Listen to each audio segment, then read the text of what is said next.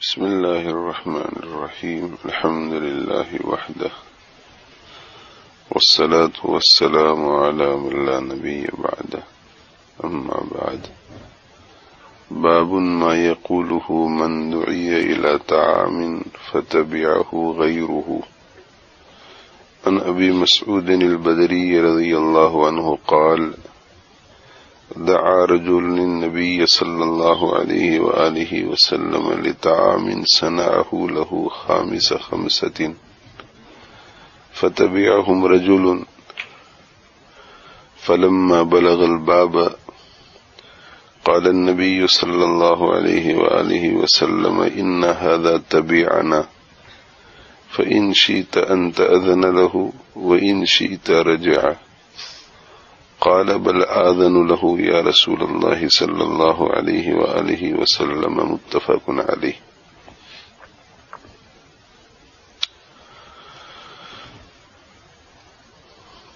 یہ روایت حضرت ابو مسعود البدری رضی اللہ تعالی عنہ سے مروی ہے۔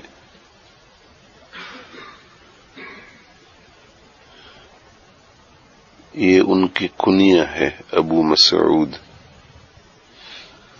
ان کا نام عقبہ ابن عمرو رضی اللہ تعالی عنہ ہے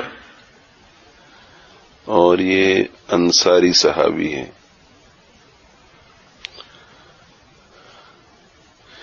ان کے نام کے ساتھ البدری لکھا جاتا ہے۔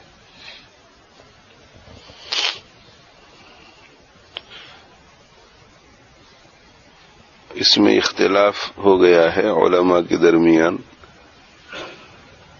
کہ حضرت ابو مسعود الانصاری رضی اللہ تعالی عنہ نے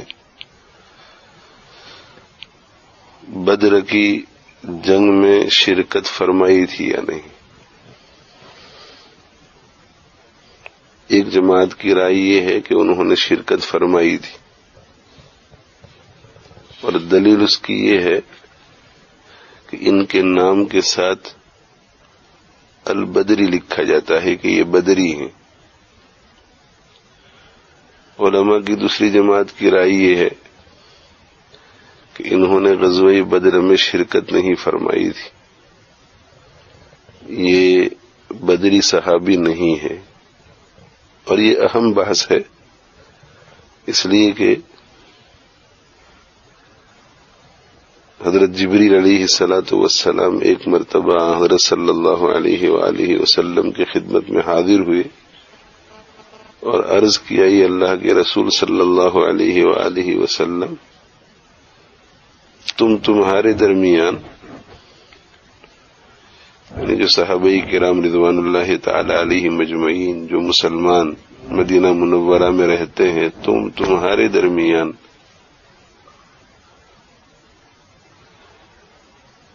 بدری حضرات کو کیا مرتبہ دیتے ہو؟ تو آپ صلی اللہ علیہ وآلہ وسلم نے ارشاد فرمایا کہ وہ ہم میں سب سے افضل ہیں۔ وہ 313 صحابہ رضوان اللہ تعالی علیہ مجمعین جنہوں نے جنگ بدر میں شرکت کی تھی، وہ ہم میں سب سے افضل ہیں۔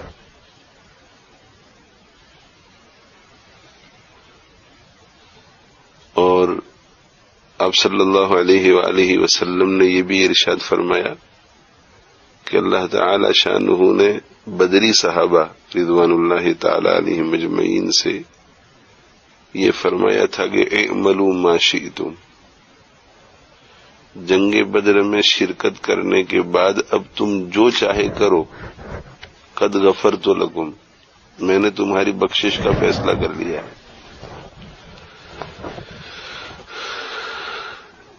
اس کا مطلب یہ ہے کہ غزوہ بدر میں شرکت یہ ایک عمل صالح ہے، اور ہر عمل صالح کی برکت سے روحانی ترقی ہوتی ہے۔ تو صرف جنگ بدر میں شرکت کا جو عمل ہے وہ اتنا اونچا ہے اللہ کی نظر میں کہ اس ایک عمل کی وجہ سے روحانی ترقی اتنی ہو گئی کہ ہر بدری صحابی رضی اللہ تعالیٰ عنہ کے دل کی کیفیت ایسی ہو گئی کہ اول تو یہ کہ وہ غلطی کرے گا نہیں، اور اگر غلطی کرے گا تو غلطی کرتے ہی توبہ کر لے گا. یعنی اللہ جل جلالہ وعم نوالہ نے ان میں سے ہر ایک کے دل کو ایسا اعلیٰ درجے کا بنا دیا کہ وہ غلطی کرے گا نہیں، غلطی ہو جائے گی تو اس غلطی کی گندگی جو دل پر آئے گی اسے وہ برداشت نہیں کر سکے گا، وہ اتنا بے قرار ہو جائے گا کہ 2-4 منٹ ہی میں توبہ کر لے گا. اس لیے کہا کہ اعملوا ما شئتم،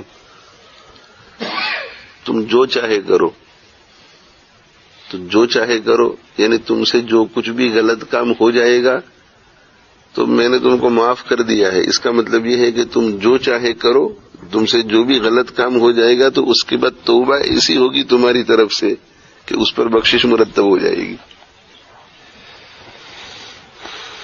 اس کا معنی یہ نہیں ہے کہ اب تم دین کو ایک طرف رہنے دو اور جو گناہ چاہے کرو اور توبہ کرو نہ کرو میں تمہیں جنت میں داخل کر دوں گا. اس کا معنی یہ نہیں ہے.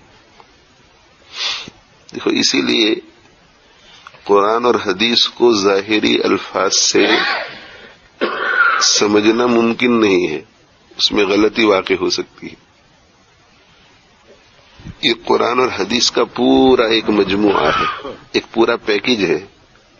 اس پورے پیکج کو سامنے رکھ کر کے تفسیر کرنی پڑتی ہے، تشریح کرنی پڑتی ہے.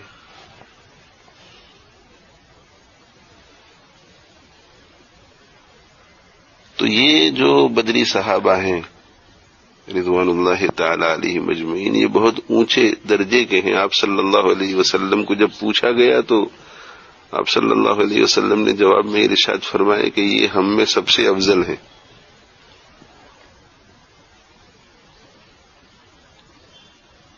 تو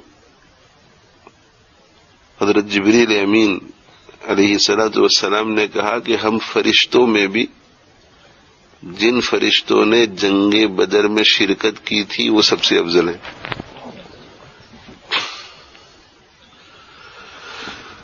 وَلَقَدْ نَصَرَكُمُ اللَّهُ بِبَدْرٍ وَأَنْتُمْ أَذِلَّةٌ فَاتَّقُوا اللَّهَ لَعَلَّكُمْ تَشْكُرُونَ إِذْ تَقُولُ لِلْمُؤْمِنِينَ أَلَنْ يَكْفِيَكُمْ أَنْ يُمِدَّكُمْ رَبُّكُمْ بِثَلَاثَةِ آلَافٍ مِّنَ الْمَلَائِكَةِ مُنزَلِينَ. فرشتے اتارے گئے تھے، فرشتے اتارے گئے تھے. اور صحابہ کرام رضوان اللہ تعالی علیہ مجمعین نے مشاہدہ کیا کہ ہم تلوار اٹھاتے تھے، ابھی ہماری تلوار گرتی نہیں تھی، اس سے پہلے دشمن کا سر جسم سے الگ ہو جاتا تھا.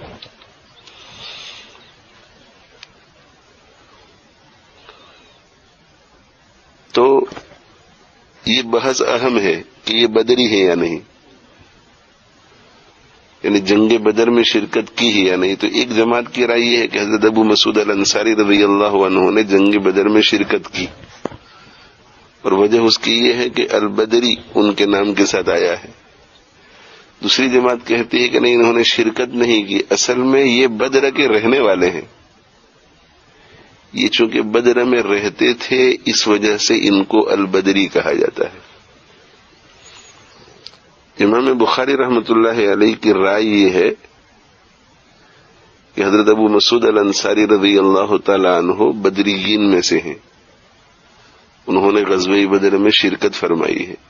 اور حضرت امام بخاری رحمۃ اللہ علیہ نے اپنی بخاری شریف میں کتاب المغازی میں جہاں جنگ بدر کا بیان آتا ہے وہاں ان صحابہ کرام رضوان اللہ تعالی علیہ مجمعین کی فہرست بیان کی ہے جو بدری ہیں اور جن سے امام بخاری رحمۃ اللہ علیہ نے بخاری شریف میں روایت لی ہے. تو سب 313 کا ذکر تو نہیں کیا ہے، مگر امام بخاری رحمۃ اللہ علیہ نے بخاری شریف میں جہاں کہیں کسی بدری صحابی سے روایت لی ہے اور اس بدری صحابی کے نام کے ساتھ یا تو بدری کا لفظ آیا ہے یا یہ جملہ آیا ہے انہو شہید بدرن، کہ اس نے بدر میں شرکت کی ہے. تو ایک جگہ پر ان سب کا نام ذکر کیا ہے. تو جہاں ان کا نام ذکر کیا ہے وہاں حضرت ابو مسعود الانصاری رضی اللہ تعالیٰ عنہ کا بھی ذکر کیا ہے. اور علماء نے تجربے سے یہ کہا ہے کہ یہ 313 بدری صحابہ رضوان اللہ تعالی علیہم اجمعین اللہ کی نظر میں اتنے مبارک ہیں کہ جو ان کے 313 نام پڑھ کر کے دعا کرتا ہے اس کی دعا قبول ہو جاتی ہے.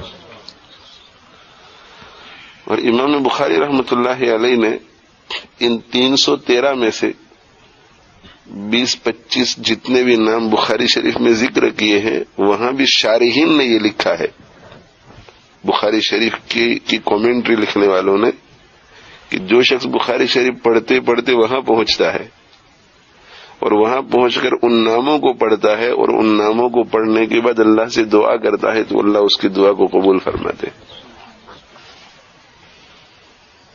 تو دیکھو اللہ جل جلالہ وعم نوالہ کے لیے جو قربانی کرتا ہے، جو مجاہدہ کرتا ہے، جو اس کی خاطر مال کی، جان کی اور نفس کی قربانی دیتا ہے، اس کی مرضی کے خلاف کوئی کام نہیں کرتا، تو اتنا اونچا ہو جاتا ہے کہ وہ جب ہاتھ پھیلا کر اللہ سے مانگتا ہے تب تو اللہ دیتا ہی ہے، مگر اس کے نام کا ذکر کر کے بھی کوئی اللہ سے مانگتا ہے تو اللہ اسے عطا فرماتے ہیں.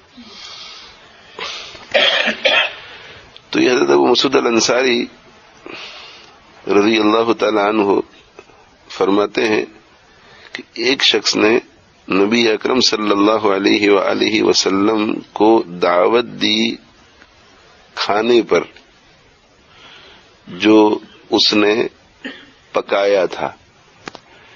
یہ دعوت دینے والے صحابی رضی اللہ عنہ کا نام ہے ابو شعیب رضی اللہ عنہ، اور ان کا ایک غلام تھا جو کھانا پکانا جانتا تھا.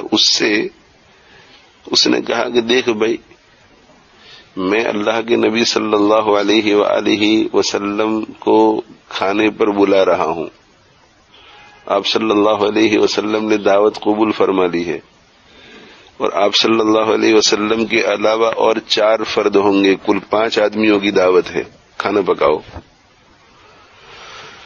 تو ابو مسعود الانصاری رضی اللہ عنہ فرماتے ہیں کہ اللہ کے رسول صلی اللہ علیہ وآلہ وسلم کو ایک شخص نے، یعنی ابو شعیب رضی اللہ تعالی عنہ نے دعوت دی کھانے پر جس کو انہوں نے پکایا، یعنی جس کو انہوں نے پکوایا. اور یہ کھانا آپ صلی اللہ علیہ وسلم کے لیے پکوایا اس حال میں کہ خامس خمسطن، اس حال میں کہ آپ صلی اللہ علیہ وسلم 5 آدمیوں میں سے 5ویں تھے. اس کا مطلب یہ ہے کہ اس نے اہتمام کیا کہ اللہ کے نبی صلی اللہ علیہ وسلم کی دعوت ہے تو چلو فنا کو بھی بلا لیتے ہیں، یا آپ صلی اللہ علیہ وسلم سے فرمایا ہو کہ آپ کی بھی دعوت ہے اور آپ اپنے 4 جو قریب کے حضرات جن کو آپ چاہیں ان کو بھی بلا لیں. کرتے ہیں ایسا، اور ایسا کرنے کی وجہ یہ ہوتی ہے کہ جب کسی کو دعوت پر بلایا جاتا ہے تو محبت میں اضافے کے لیے بلایا جاتا ہے، اس لیے بلایا جاتا ہے کہ ہمیں بھی خوشی ہوگی، ان کو بھی خوشی ہوگی. تو ایسے موقع پر ان کے انبساط میں اضافے کے لیے اور ان کے انس میں اضافے کے لیے یہ کہتے ہیں کہ آپ اپنے ساتھ جس کو لانا چاہے لے آئیں، آپ اپنے ساتھ 3 آدمیوں کو لے آئیں، 4 آدمیوں کو لے آئیں، تاکہ وہ ہمارے گھر میں اجنبیت محسوس نہ کریں. اپنے بھی 2-3 آدمیوں کو لے آئے. تو یہ گویا خدمت کا ذرا اعلیٰ درجہ، یہ کوئی ضروری نہیں ہے. جیسے 1 سالن کی جگہ پر 2 پکا لیتے ہیں، کیوں بھائی؟ کہ تاکہ آنے والا مہمان جو ہے وہ ذرا انبساط سے کھائے گا، اگر یہ چیز اسے پسند نہیں آئے گی تو یہ کھا لے گا. ایک عالم کے یہاں میرے شیخ حضرت لدھیانوی رحمہ اللہ تعالی کی دعوت تھی، میں بھی ساتھ شریک تھا دعوت میں. تو کئی چیزیں انہوں نے پکوائی تھی حضرت کے احترام میں. تو انہوں نے کہا اس میں سے بھی کچھ لیجئے، اس میں سے بھی کچھ لیجئے. اور ہمارے گھروں میں اس پر بہت اصرار ہوتا ہے کہ جتنی چیزیں دسترخوان پہ رکھی ہیں ان میں سے ہر چیز میں سے کچھ نہ کچھ لیا جائے. تو اس میں سے بھی لیجئے، اس میں سے بھی لیجئے. اب میرے حضرت رحمت اللہ علیہ بہت کم کھانا کھاتے تھے، سوتے بھی کم تھے، کھاتے بھی کم تھے، زندگی میں زہد تھا. ناشتے پر جب بیٹھتے تھے تو بڑے آدمی تھے، اور ہمارے یہاں جب کوئی بڑا آدمی آتا ہے تو دسترخوان ناشتے پر بھی بڑا ہوتا ہے، وہ کھانے کے برابر ہی ہو جاتا ہے. مگر حضرت ناشتے پر معمول یہ تھا کہ ایک پیالی چائے اور وہ ٹوسٹ جو تیار ملتے ہیں رسک کے، اس کو پاکستان میں پاپے کہتے ہیں. تو حضرت جو ہے فرماتے تھے کہ بھئی میرے پاپے ہیں کہ نہیں، پر وہ ایک یا دو ٹوسٹ کھاتے تھے بس، باقی کسی چیز کو ہاتھ نہیں لگاتے تھے. اور یہ کسی پرہیز کی وجہ سے نہیں کہ بیمار ہیں اس وجہ سے، زندگی میں زہد تھا. لمبے لمبے اسفار کرتے تھے بڑھاپے میں، اور حضرت کی اپنی رائے کوئی نہیں ہوتی تھی. ہم نے دیکھا ایسا لگتا تھا جیسا کہ ایک روبوٹ ہے یا ایک پپٹ ہے جسے جس وقت کھڑا کرو تو کھڑا ہو جائے، جس وقت چلاؤ تو چلنا شروع کر دے، جس وقت جگاؤ تو جاگ جائے. تو حضرت کو تو معلوم بھی نہیں ہوتا تھا کہ ہمارا نظام کیا ہے. ایک جگہ بیٹھے ہوئے ہیں، حضرت اب چلنا چاہیے تو کھڑے ہو گئے، گاڑی میں بیٹھ گئے. فلاں جگہ دعا کے لیے جانا ہے، چلے گئے. فلاں جگہ بیان کے لیے جانا ہے، بیٹھ گئے بیان کے لیے. دوسرا بیان ہے اس کے بعد، وہاں چلے گئے. بڑھاپے میں دن میں کبھی کبھی 3 4 اور 5 بیان کرتے تھے سٹروک ہونے کے بعد.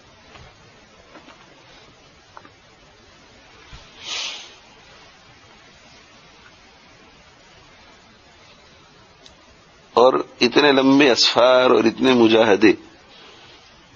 رات کو جب بستر میں لیٹتے تھے تو اس وقت حالت یہ ہوتی تھی حضرت کی کہ بستر کے اوپر سر رکھتے تھے اور سامنے سینے کے اوپر ایسے ہاتھ میں کتاب ہوتی تھی اور پڑھے چلے جا رہے ہیں مطالعہ کتاب کا. حضرت کو کچھ معلوم نہیں ہوتا تھا کہ کتنے بجے ہیں، کتنے بج رہے ہیں، اور میرے دائیں بائیں آگے پیچھے کون بیٹھا ہوا ہے اور یہ میرے انتظار میں. اتنا ہی نہیں مانگتا. معمولات کی پابندی، تلاوت کی پابندی، ذکر کی پابندی، مراقبے کی پابندی.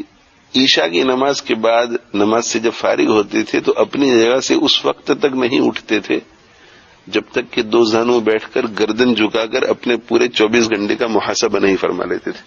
سفر ہو، حضر ہو، جس حالت میں بھی ہو، 5-7 منٹ کے لیے گردن جھکا کر بیٹھتے تھے حضرت. کبھی حضرت نے فرمایا تو نہیں کہ میں محاسبہ کرتا ہوں، مگر میرا اپنا خیال یہ ہے کہ حضرت محاسبہ فرماتے تھے. تو اب حضرت کے سامنے ایک چیز رکھی گئی تو حضرت نے اس میں سے تھوڑا لے لیا، دوسری چیز رکھی گئی تو اس میں سے بھی لے لیا، تیسری چیز رکھی گئی اس میں سے بھی لے لیا.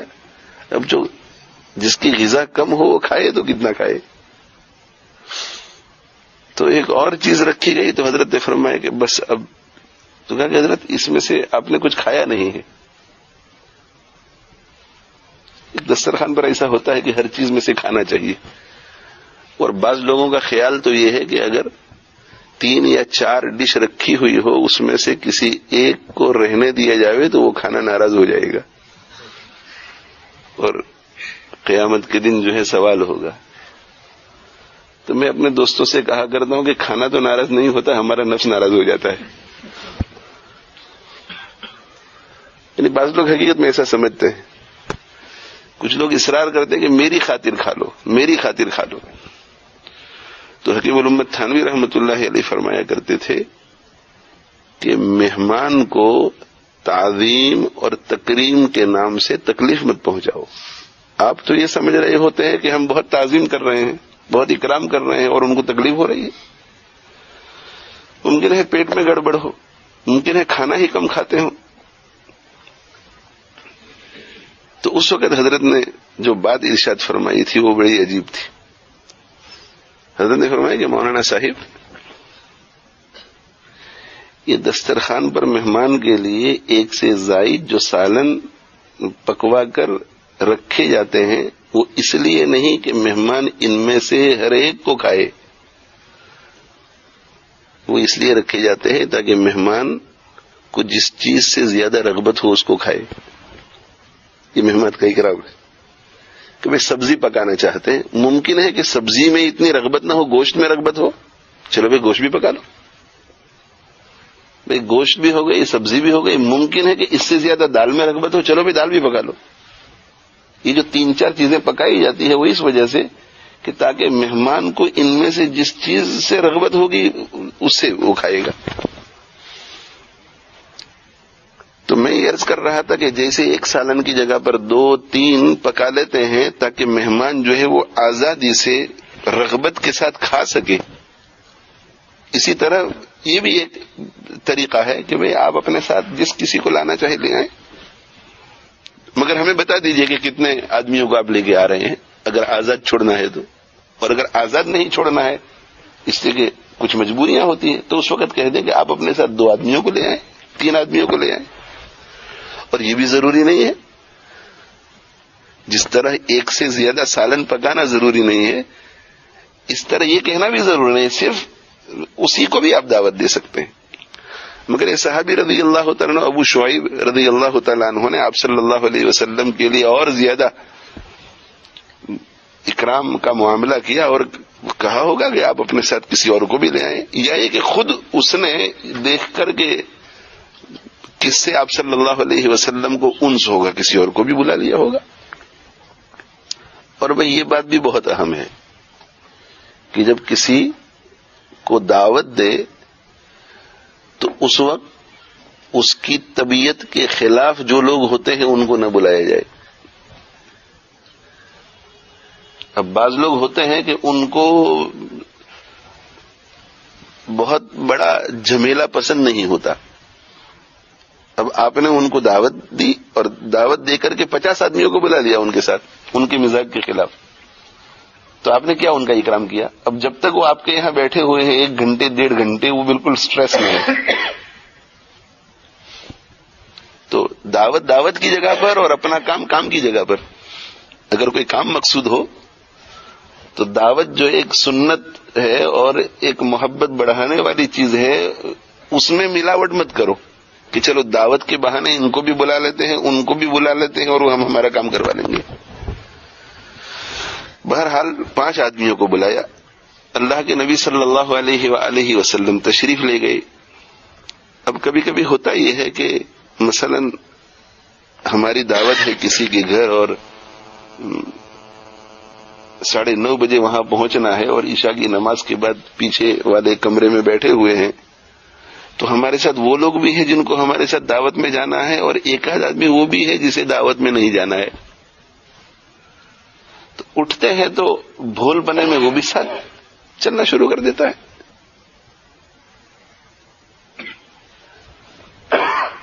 تو دعوت کھانے کے لیے اسی کو جانا چاہیے جس کو بلایا گیا ہے.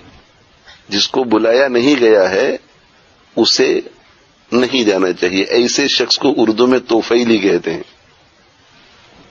توفیلی بن کر نہیں جانا چاہیے، یعنی کسی کے توفیل میں.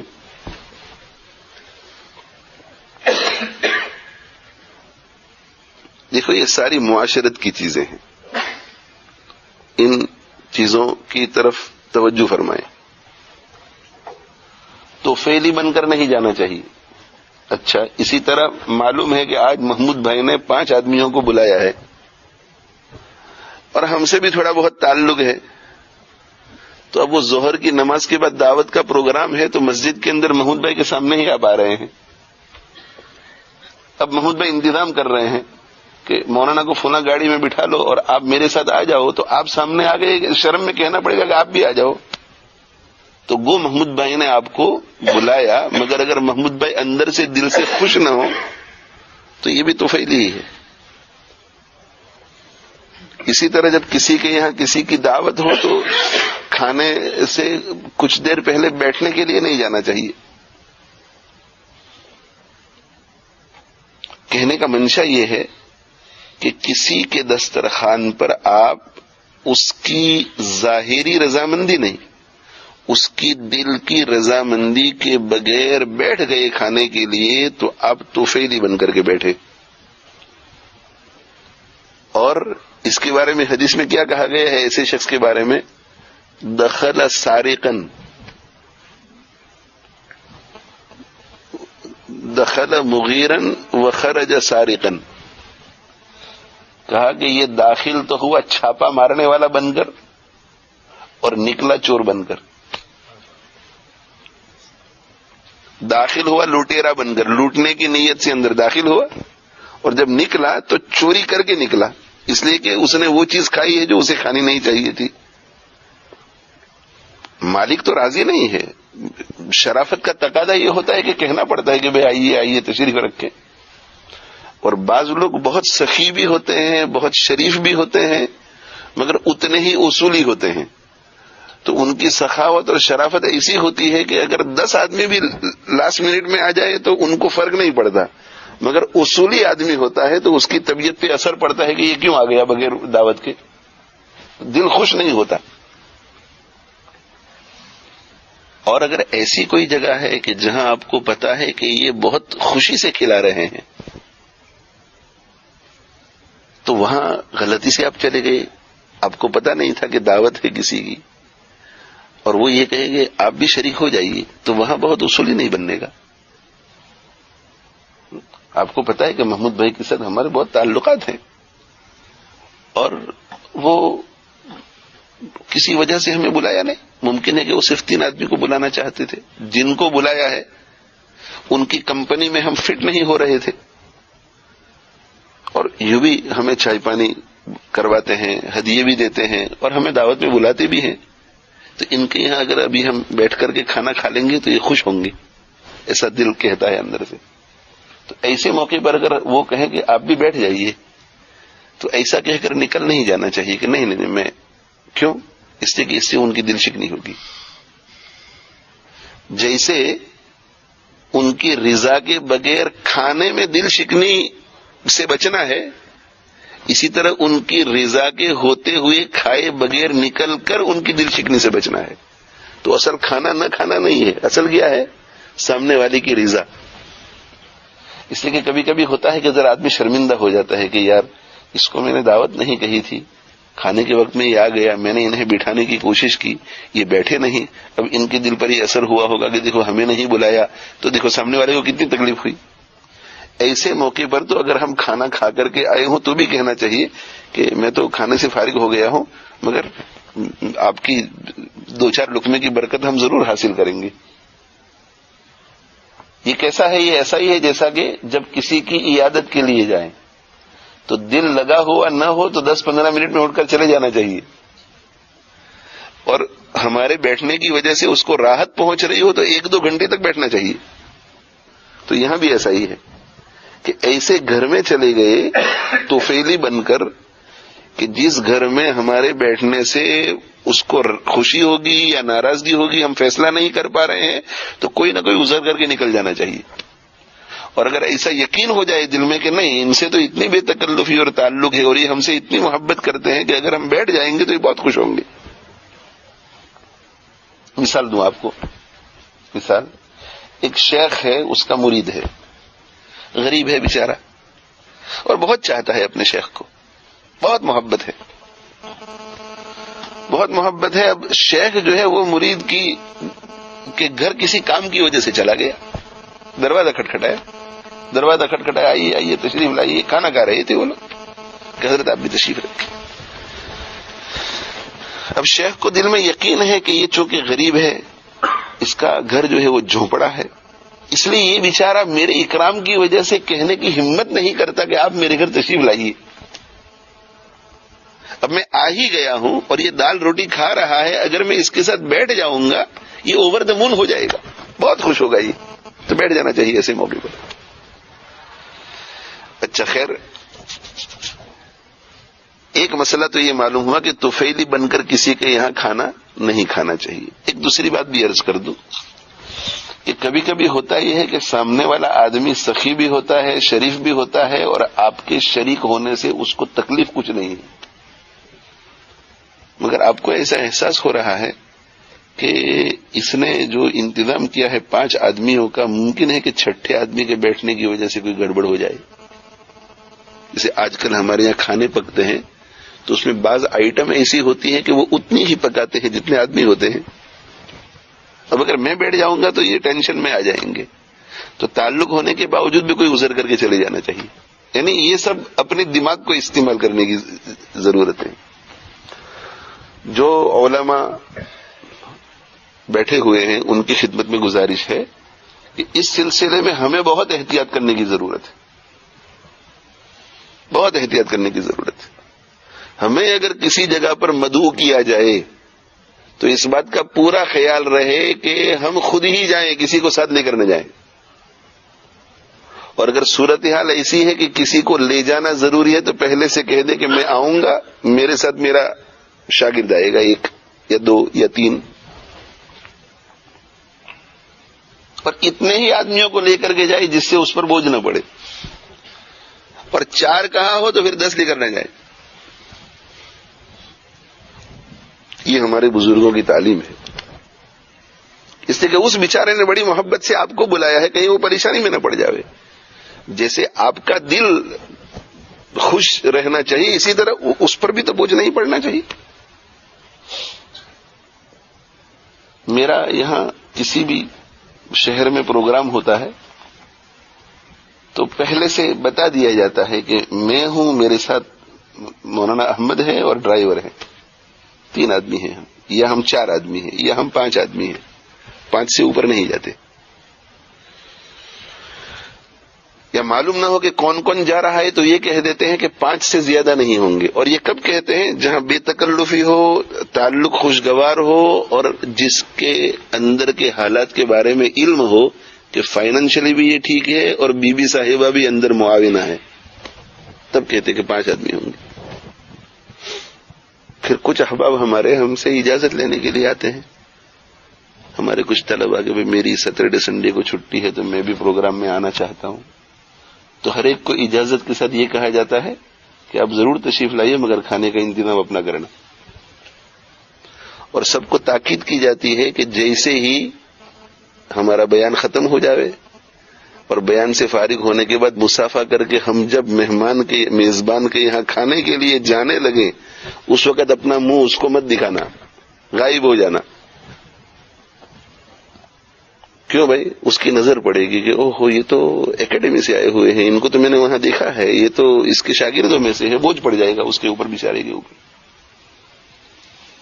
اور انگلینڈ میں عموماً سب کے پاس پیسے ہوتے ہیں، کھلانے میں کسی کو بھاری نہیں پڑتا، مگر 10 آدمیوں کا پکایا ہوا ہے اور 20 آ جائیں تو بھاری پڑ جاتا ہے، پریشانی ہو جاتی ہے. یہاں کوئی نوکر ووکر تھوڑے. اس کا خاص خیال رکھا جائے. یہ بہت اہم چیزیں ہیں. تو اس حدیث میں حضرت ابو مسعود الانصاری رضی اللہ عنہ فرماتے ہیں کہ یہ 5 آدمی جب کھانے کے لیے جا رہے تھے ابو شعیب رضی اللہ عنہ کے یہاں، تو ان کے پیچھے ایک آدمی ہو لیا. جب اللہ کے رسول صلی اللہ علیہ وآلہ وسلم دروازے پر پہنچے تو آپ صلی اللہ علیہ وسلم نے فرمایا کہ ان ھذا تبعنا، دیکھو بھائی میں اس کو لے کر نہیں آیا ہوں، یہ خود آیا ہے. ان ھذا تبعنا فَإِن شِئْتَ أَن تَأْذَنَ لَهُ، اگر خوش دلی سے تم اس کو اجازت دینا چاہو تو دو، ورنہ روانہ کر دو. اتنا کلیئر ہونا چاہیے. حکیم اختر صاحب دامت برکاتہم جب لیسٹر مجلس دعوت الحق میں تشریف لائے تھے تو ایک دن میں بھی وہاں بیٹھا ہوا تھا کھانے کے وقت میں. وہاں جتنے لوگ بیٹھے ہوئے تھے ان میں کچھ لوگ وہ تھے جن کی دعوت تھی صاحب یہ میزبان کی طرف سے. تو حکیم صاحب اپنی بیماری کی وجہ سے چونکہ ادھر ادھر جاتے نہیں تھے تو کھانا وہیں آ جاتا تھا. تو ظاہر ہے کہ حکیم صاحب کے ساتھ کچھ اور مہمان تھے. تو میزبان کو پوچھ لیا جاتا ہوگا کہ کتنے حضرات ہیں, تو کہہ دیا جاتا ہوگا. اندر کی بات مجھے معلوم نہیں, مگر ظاہر ہے کہ ارباب علم ہے اس لیے تو کہہ دیا جاتا ہوگا کہ بھائی 10 آدمی ہے, 15 آدمی ہے, 20 آدمی ہے. پھر وہ اپنی طرف سے کسی کو کہتے ہوں گے کہ بھائی حکیم صاحب کی آج دعوت ہے تو آپ بھی مجلس دعوت الحق میں پہنچ جانا, آپ بھی مجلس دعوت الحق میں پہنچ جانا. اب 25, 30, 40 جو بھی ہو, مگر وہ چونکہ پبلک پلیس ہے اس وجہ سے وہاں اور لوگ بھی بیٹھے ہوئے ہوتے ہیں حضرت حکیم صاحب کی وجہ سے. تو میں بھی ایک دن ایسے وقت میں بیٹھا ہوا تھا جب کھانے کی دعوت تھی, اور کھانے کی دعوت ایسے شخص کی طرف سے تھی جس کا مجھ سے بے تکلفی کا تعلق تھا, محبت کا تعلق تھا, مگر میں مدعو نہیں تھا, میں مدعو نہیں تھا.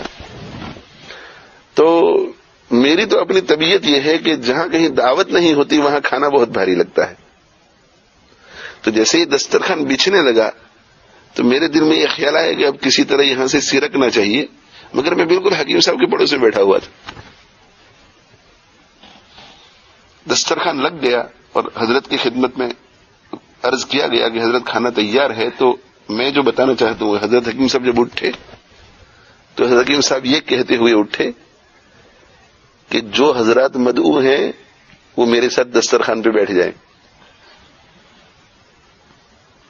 تو میرے علاوہ اور بھی کافی لوگ تھے وہاں جو مدعو نہیں تھے. مجلس چل رہی تھی. اب کھانا انہوں نے 25 آدمیوں کا پکایا تھا. اگر حکیم صاحب خاموشی سے اٹھ جاتے یا یوں کہہ کر اٹھتے کہ بھئی کھانا کھا لو تو سبھی بیٹھ جاتے. کھانے کی لالچ کی وجہ سے نہیں, کبھی کبھی ذہن ہو جاتا ہے کہ بھئی یہ سبھی کے لیے ہوگا. تو مجھے بہت یہ بات پسند آئی کہ میں نے کہا دیکھو اس شخص نے شریعت کی کتنی پابندی کی ہے, جو حضرات مدعو ہیں وہ میرے ساتھ بیٹھ جائیں. تو لوگوں نے بیٹھنا شروع کیا. اب میں جو ہے ان صاحب کو دیکھ رہا تھا جنہوں نے دعوت کہی تھی, تو میں ان سے بچ کر جو کنارے سے نکل رہا تھا اور ابھی جوتیاں پہن رہا تھا کہ ان کی نظر میرے اوپر پڑ گئی.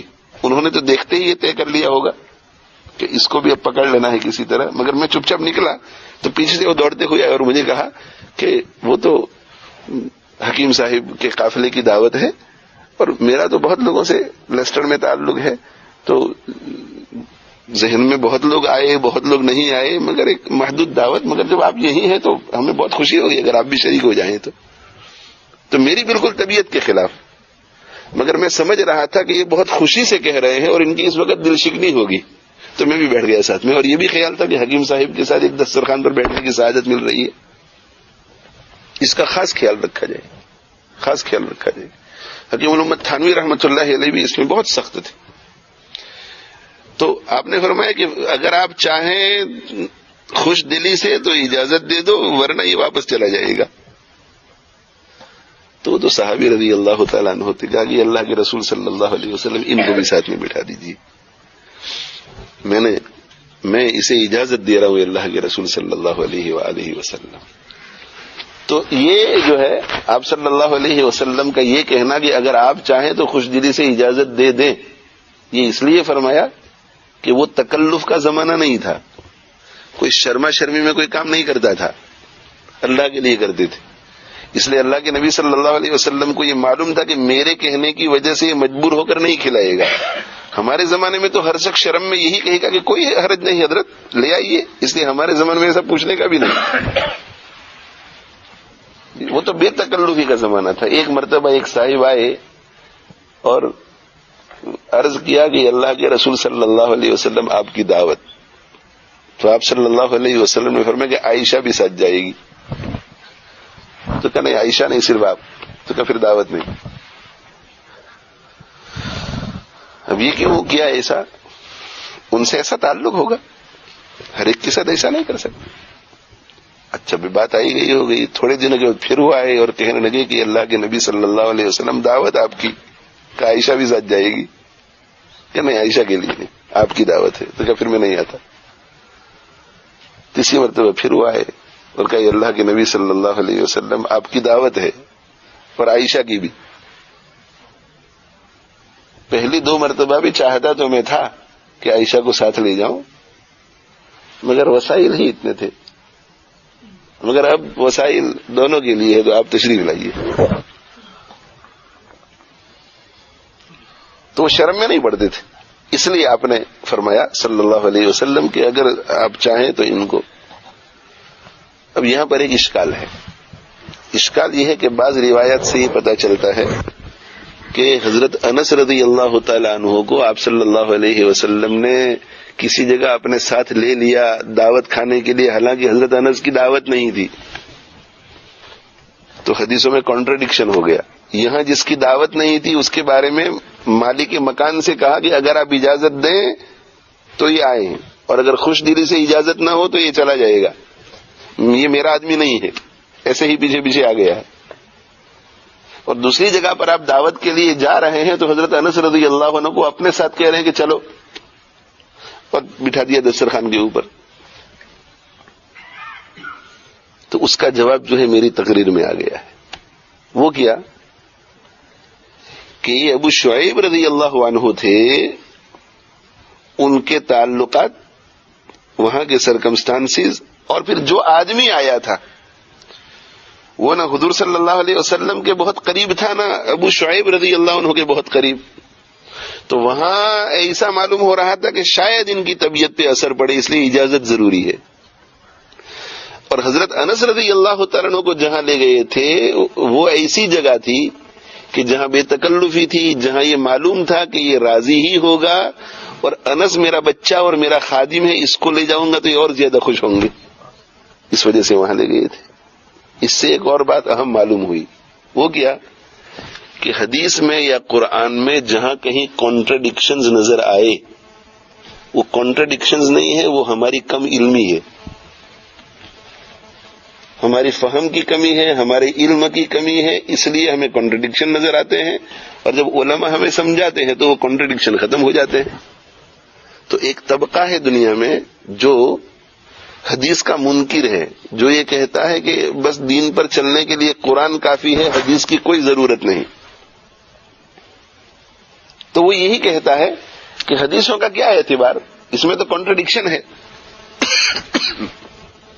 اس میں تو کانٹرڈکشن ہے. اور کانٹرڈکشن اور تعارض جہاں کہیں ہوگا تو معلوم ہے کہ گڑبڑ ہے. کہ ایک صحابی رضی اللہ عنہ یہ کہہ رہے ہیں کہ ہم 5 آدمی تھے، اور اسی واقعے میں دوسرے صحابی یہ کہتے ہیں کہ ہم 10 آدمی تھے. غزوہ بدر کے بارے میں بعض کہتے ہیں کہ 313 تھے، بعض کہتے ہیں 314 تھے، بعض کہتے ہیں 315 تھے، بعض کہتے ہیں 316 تھے، بعض کہتے ہیں 312 تھے، بعض کہتے ہیں 311 تھے. تو ان حدیثوں کا کیا اعتبار؟ کانٹرڈکشن. تو ہم یہی کہتے ہیں کہ یہ کانٹرڈکشن آپ کو نظر آتا ہے. جن لوگوں نے حدیث کو اسٹڈی کیا ہے ان کو کانٹرڈکشن نظر نہیں آتا. جنہوں نے اسٹڈی کیا ہے اس کی مثال بالکل ایسی ہے کہ اگر یہ پوچھا جائے کہ بھئی ہمارے first Saturday of the month میں عشاء کی نماز کے بعد جو مجلس ہوئی تھی اس میں کتنے آدمی تھے، تو کہا کہ 500 آدمی تھے. بات آئی گئی ہو گئی. دوسرے دن ایک دوسری مجلس چل رہی تھی تو وہاں کسی نے کہا کہ ماشاءاللہ کل رات کی مجلس میں بہت مزہ آیا، تھے تو 25 ہی آدمی مگر بہت نفع ہوا. اب جو شخص وہاں نہیں تھا اس دن وہ بیٹھ کے سوچ رہا ہے کہ ایک صاحب کہہ گئے کہ کل کی مجلس میں 500 آدمی تھے، دوسرے صاحب کہہ رہے ہیں کہ 25 آدمی تھے. 25 اور 500 میں تو بہت فرق ہے. یہ سچ بول رہے ہیں، یہ سچ بول رہے ہیں.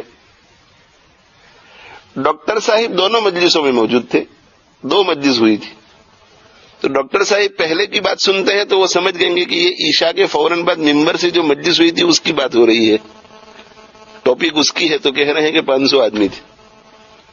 اور پھر سب آگے پیچھے ہو گئے اور رات کو 11 بجے رات کی عشاء کے بعد بھی تھا، وہ بھی ایک چھوٹی مجلس ہوئی تھی. یہاں چونکہ وہ ٹاپک چل رہی ہے اس نے پوچھا کہ کتنے آدمی تھے، کہ 25 آدمی. تو دیکھو اس آدمی کے پاس علم نہیں ہے پورا، اس لیے اسے کانٹرڈکشن نظر آتا ہے. ڈاکٹر صاحب عشاء سے لے کر 12 بجے تک یہیں بیٹھے ہوئے تھے تو پورا علم ہے تو ان کو کانٹرڈکشن نہیں نظر آتا. تو کانٹرڈکشن نظر آتا ہے جہالت کی وجہ سے، نہ یہ کہ اس میں قرآن اور حدیث میں کہیں کانٹرڈکشن نہیں، اس لیے کہ جیسے ہی جواب دیتے ہیں فوراً معاملہ ٹھیک ہو جاتا ہے. تو یہ، اور دوسری بات یہ ہے کہ قرآن پر حدیث کے بغیر عمل کرنا ممکن نہیں ہے. قرآن میں تو صرف اتنا ہے کہ تم فجر پڑھو، ظہر پڑھو، عصر پڑھو، مغرب پڑھو اور عشاء پڑھو. فجر کی 2 رکعت، ظہر کی 4 رکعت، عصر کی 4 رکعت، مغرب کی 3 رکعت، عشاء کی 4 رکعت. یہ کہاں ہے قرآن میں؟ رکعت کی تعداد کہاں ہے؟ ہر رکعت کے اندر ایک رکوع ہوگا، ایک قومہ ہوگا، ایک جلسہ ہوگا، 2 سجدے ہوں گے. کہاں ہے؟ قیام میں سورہ فاتحہ پڑھنی ہے، سورہ فاتحہ کے بعد قرات کرنی ہے، رکوع میں تسبیح پڑھنی ہے، ہر انتقال کے وقت اللہ اکبر بولنا ہے. کہاں ہے یہ؟ قرآن میں تو صرف اتنا ہے کہ 1 مہینے کے آپ کو روزے رکھنے ہیں رمضان المبارک میں. آگے اس کی تفصیلات کہاں ہے کہ یہ کرو گے تو روزہ ٹوٹ جائے گا، یہ کرو گے تو روزہ نہیں ٹوٹے گا، اگر روزہ نہیں رکھا تو کیا کرنا ہے اس کا. حدیث جو ہے یہ کامنٹری ہے قرآن کی، اس کے بغیر قرآن پر عمل کرنا ممکن نہیں. تو بہرحال یہ آج ایک حدیث ہوئی جس میں یہ بتایا گیا کہ طفیلی بن کر کسی کے گھر کھانا نہیں چاہیے اور کسی کو لے بھی نہیں جانا چاہیے. کہہ دینا چاہیے کہ بھئی دیکھو ہمیں بہت خوشی ہوتی ہے اگر آپ بھی ہمارے ساتھ ہوتے، مگر الیاس بھائی میں جہاں جا رہا ہوں میری ایک جگہ دعوت ہے اس وقت، تو پھر کل انشاءاللہ آپ سے ملاقات کریں گے یا عشاء میں آپ سے ملاقات کریں گے. ایسا ادب سے کہہ دو. اللہ تعالیٰ شانو ہم سب کو بھائی قرآن اور احادیث سے وابستگی عطا فرمائے، اس پر اس کی سمجھ عطا فرماوے، علم کا ہمیں شوق عطا فرماوے.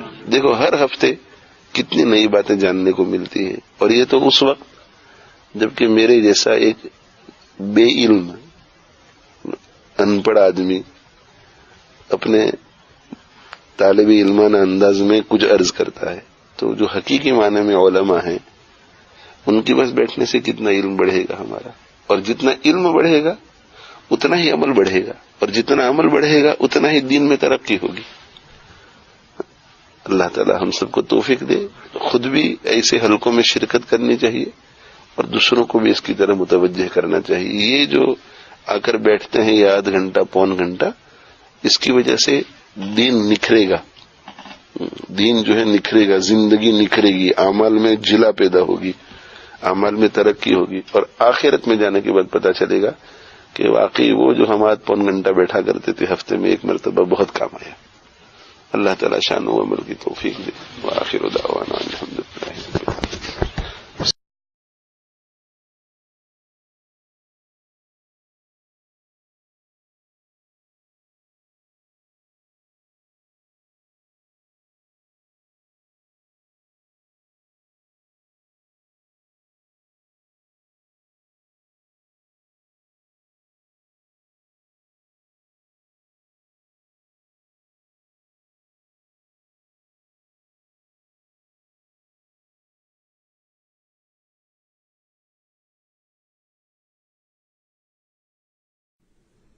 یہاں تک